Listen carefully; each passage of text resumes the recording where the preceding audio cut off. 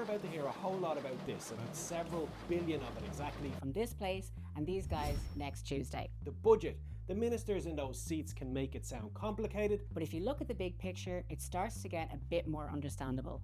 8.3 billion, that's expected to be the headline figure this year for what's called the budget package. The budget package is the amount of money the government is planning in 2025 for additional spending or for cuts in taxes. It's a big number by most estimates, and it doesn't include anything about the Apple tax money, which we might hear a bit about too. When it comes to the budget package, we know something of how the government intends to use it.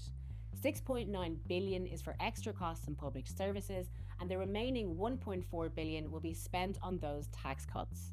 But here's the thing. When it comes to the 6.9 billion in spending, the vast majority of it is what's called pre-committed.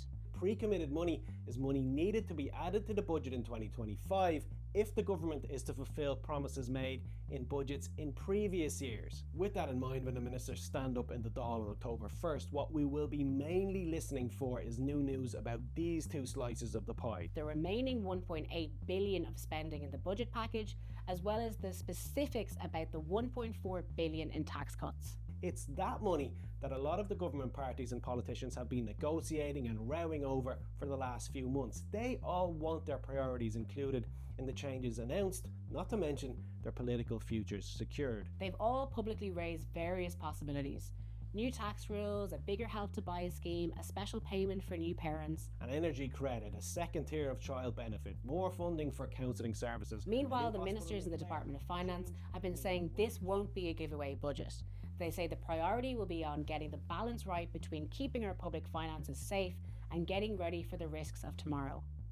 The big stories will come out of the mouths of the two ministers in the Department of Finance, and after they speak, the opposition and economic observers will have their own take on things. Opposition parties have said the plans set out by the government aren't ambitious enough, while senior economic advisors have warned the government about spending so much.